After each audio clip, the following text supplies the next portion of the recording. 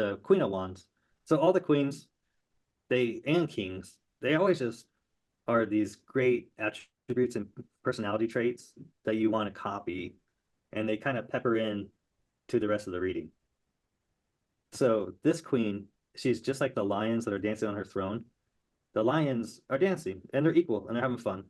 Because normally you have lions that like to combat and be dominant over the pride of the herd, the what do you call it? The group of lions. What is it called? The pride? Anyways, right? And then so it just doesn't want to be dominant. It wants everyone to be an equal playing field and everyone just have fun. And so she has her opinion or her wand inside her throne. You'll see the King of Wands has this wand outside the throne. So he's very extroverted, but she's more introverted. And she sees everything, the good and the bad, but she filters out her words. And so she says things very tactfully, or she just learns to bite her tongue altogether. And you'll see her black cat next to her, where the black cat is a female black cat. And females already absorb like all the negativity and they see everything and they're curious about stuff, so they want to know more or even hear gossip and stuff. But then the black cat, it filters it all out and it absorbs all the negativity, because even black absorbs all the light. And so, and negativity. That's why black cats are such good luck to have around, because they take all the negativity away from you and they absorb it. And so it's right next to her opinion. So her opinion gets filtered out and it's only left with positivity. And so it's even in her right hand. So she's like giving positivity. And even in her left hand, which would be the negative side, she still has a sunflower. So even she just wants to focus on the good, because the left hand is receiving. So even she wants to receive the good. I mean, her downfall could be that she's blindly optimistic, or she goes around wearing these rose-colored glasses all the time. And then if you look on her right side of the card, it's gray. So this is like focus on the lessons being learned of the situation at hand. And then on the left side is the negativity desert. So she doesn't even look. She's looking at the wise side, not the negative side. So she doesn't focus on the disappointments. She focuses on the lessons learned. And then she shares her advice in a very positive, tactful way, just to maintain the dancing and being cordial with people and being friendly. And even if she wanted to like just kill you with kindness, or if she wanted to handle a situation of like helping people, she would focus on and start to push out or press on their attributes. So if someone comes in and they're drinking a lot, he was like, instead of focusing on this problem, they would be hard on the problem, but really soft on the person. And they would encourage the person to like, maybe you should stop drinking because you're really missing out on all these creative passions that you have. You're so talented in these other things. And if you're drinking, it kind of takes you away from your potential. And so when you kind of encourage these people to, reach their potential, it gives them a reason and a purpose to stop. So she's hard on the problem, but soft on the person. Yeah, she's really good. And even she wears like this necklace too. This is a lion. And the necklace is kind of dangled close to your heart. So she has like a lion's heart. And that could be like that real nurturing also, but also real strong and just wanting to help people reach their peak potential. And she'll fight for you and she'll always push you to be your best. And then the Queen of Cups, she has a was oyster shell on her necklace. And inside of it is a pearl. Pearls of wisdom. And the pearls of wisdom come from her remembering her past, how it really happened in a very objective way. She replays her past like a movie. And she goes down memory lane and she sees things for how they really were. And it's emotional and it's kind of hurtful to see yourself. But you learn from that and then you change. And you learn to forgive yourself. You don't forgive others. You never forget, but you just forgive yourself so you never get entrapped in with those same kind of people or situations ever again. You don't allow other people to treat you the same way anymore. They become pearls of wisdom from her memories. And she keeps all those memories inside her cup. And this is the only cup that is has a lid. So she has those memories that are anchored emotions, and they're all contained in her cup. And the cup looks just like the Holy Ark of the Covenant or like a Holy Grail. So it's just like the Ark of the Covenant where it has those two cherubim and the four faces of God on it, just like the Ark of the Covenant had. And that's where you held in like all those things that help you remember like God. The Ten Commandments were inside the Ark of the Covenant. Um, there was even what's it called, the Urim and Thummim, those these like things that you put on the chest plates with little jewels and they would light up. So they helped you connect with God, I guess. But just I don't know, godly things, and even the four faces of God connect to God's emotional state. So it's about emotions, and those emotions help you realize things, and you kind of become God of your reality by controlling your memories and then planning like how you see yourself in those memories. They mold you into like a better person from learning from that, and it makes you grateful for all those bad things that happen in your life. If you don't really have many mistakes, really, if you learn from them all, then there's no real regret, I guess. Does that make sense? If she holds it all inside that cup, and when she gets deep inside those emotions, it's like going down that memory lane, and those emotions can start up your blood rise. Just like when the moon rises, the waters rise. And so the moon is our emotions, right? It controls our influences our emotions. So the memories can influence our emotions, get our blood to rise, and we can get trapped in the past. But she has her angels on the throne that tell her and whisper her when to get out. Like learn, go in there, learn from it, and then put yourself in check, and then come back into real, and also in the current time, in the present. Because those waters are at low tide, but when the moon comes up, the rise of the water will come and it'll pull her down into the ocean with that rip current, sucks her in, and she'll drown. So she gets out before she drowns. But she's like almost like psychic a bit because she always remembers. People repeat the past, people react the same way each time they're faced with the same like, situations. So she can already see stuff happening before it happens because she remembers how it was before. But she like forgives, but never forgets. I really think like most of the time it's like forgiving herself. But she has an emotional intelligence and she grows and learns, evolves.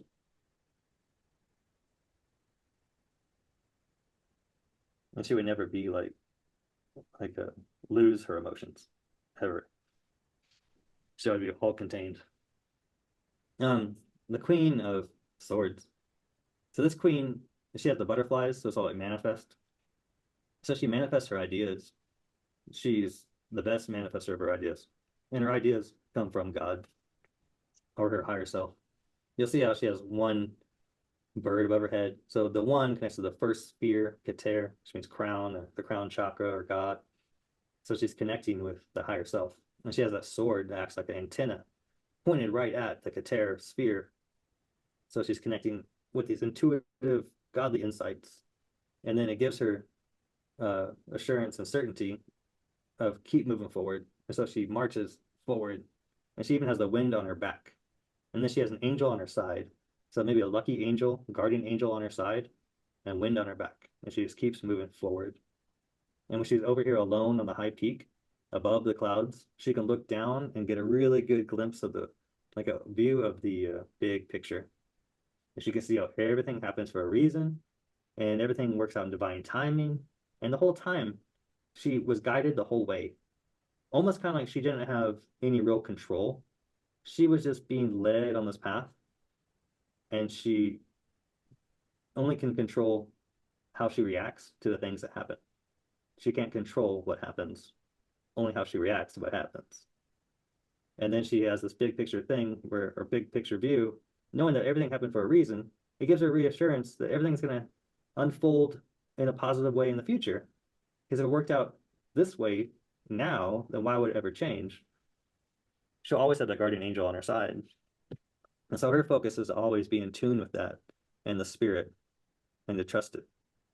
And to really give up her need for control, she just surrenders to her guardian angel's still small voice as she silences her mind in solitude. But she's all about just keep moving forward.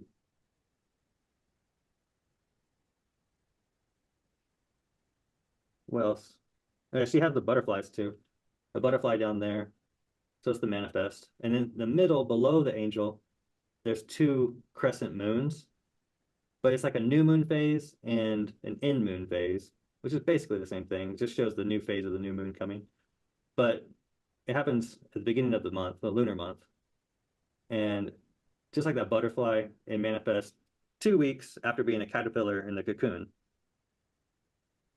So, and then she has three butterflies. And three is like Bina, which is the mother of the Kabbalah tree of life, who gives birth to all the other spheres below her. It gives birth to ideas. And she has time to think about the situation and the problem at hand and figure out solutions to make it better. And then she says, let's just keep moving forward.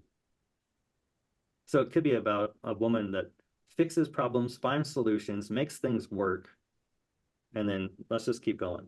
Let's don't end a relationship. Let's keep moving forward.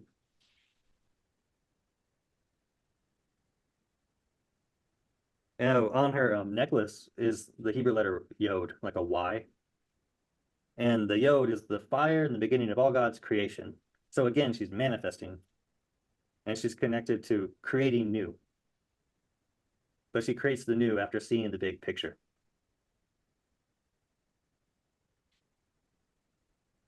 And then the last queen, Queen of Pentacles. She sits underneath the huppah, but the huppah is like a new house and a new chapter. It's like a new commitment that you're embarking on together, like a wedding. Newlyweds get married underneath the huppah, but hers is black, like the color Saturn.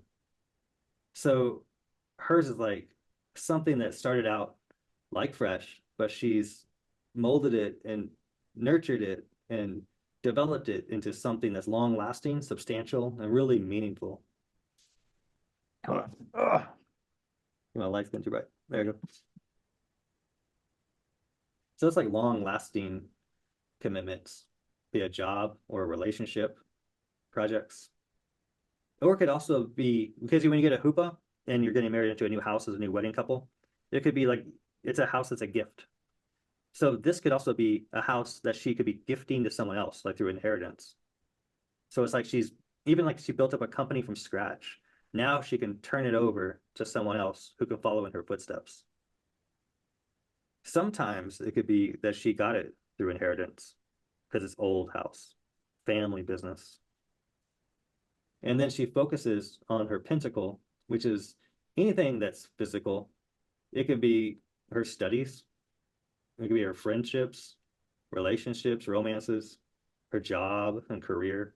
She just focuses on that solely. And she likes to take something from scratch and turn it into something really amazing at the end. Just like the story of Amazon, where the guy started out in his garage as a bookstore, and then now it's Amazon as we know it. This kind of thing. And even if she'll see like a rabbit somewhere. Oh, here it is, the rabbit over here. So the little bunny rabbit is a sign of fertility. And it's always like new birth. Springtime is like that too, where you're springing life back into things, but you're starting over all again. So she's starting from scratch, kind of thing. And around her neck, she does not have a necklace like the other queens. She has what it looks like would be her necklace on a shirt, but it looks like a human face. And so how the necklace is like how everyone connects to their own God or higher self. But she's focusing on humans. She would rather be more practical and down to earth. So she would study, or she would not study, but she would value someone else's opinion before she would value her own intuition. You know, like what the doctor say before I just have my gut feeling of maybe I should get surgery. Let me talk to the doctor first, who actually has a degree and has a 30 years experience. Maybe he knows better than, me just flipping a coin or something, or praying. It just makes more practical sense to ask the expert, that sort of thing. She really values relationships and people's opinions and wants to hear people's stories and stuff. She also has the the goat and the bull on her throne, which are the two earth signs of Capricorn and Taurus. So she's just so down to earth, and she's a woman of the world. She loves to travel. She loves to experience food and music and stuff like that. And she's also rests on her laurels, like her laurel wreath. So it's like resting on her laurels, all her accomplishments. She has so much high respect because people know of all the great things she's done.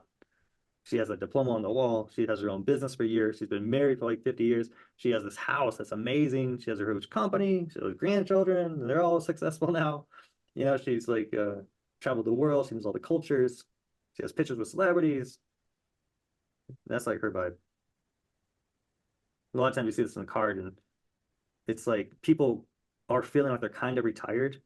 They don't know if they still have the chops or still have the talent to go back and do the same kind of job. But people call them in out of retirement to come back and help them out, maybe with their company or just some advice. And this is a woman that's like rest on her laurels. And so it's like, you know, if you did it before, you can definitely do it again and you still have it. And people come to you because your reputation, you still have more to offer the world. Yeah, so when you get a queen in readings, they just add that certain vibe to the reading.